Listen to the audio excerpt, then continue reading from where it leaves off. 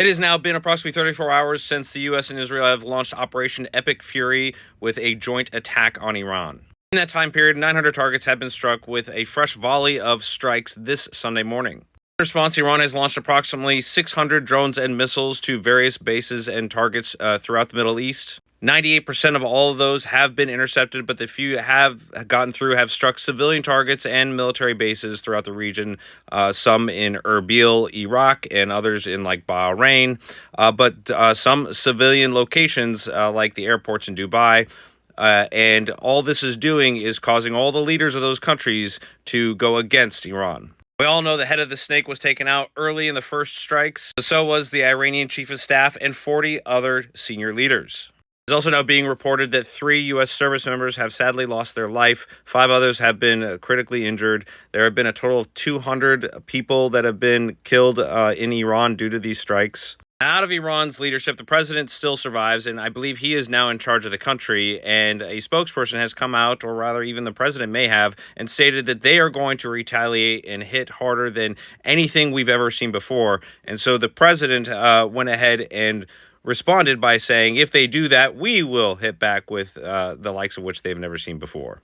Now, it is worth noting that the response Iran has given so far is muted compared to how they responded during the 12-day war, and this is indicative of the amount of damage that was done to them during the 12-day war, and they have not been able to recalibrate or recuperate from that last war. And this goes along with my further assessment that I've been making this entire time, that they will be able to only conduct a limited retaliation, and each time they do that, they will continue to get drawn down and targeted to the point where they will not be able to basically do any offensive responses at all. So this is not going to blow up into some wider regional conflict. If anything, this is just a containment as the IRGC fizzles out.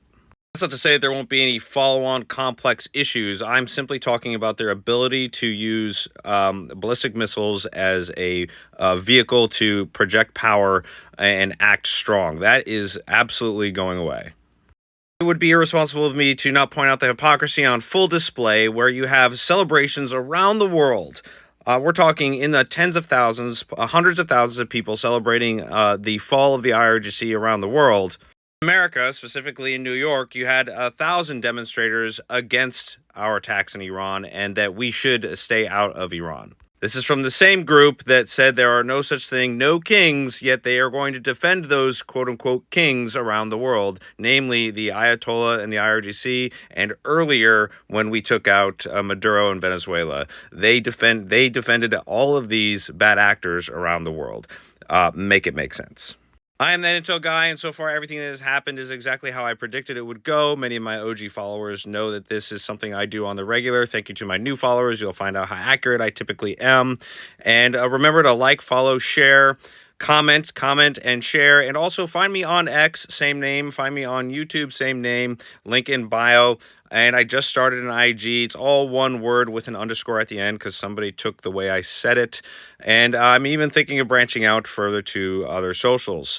Again, I hope you're all having a great day.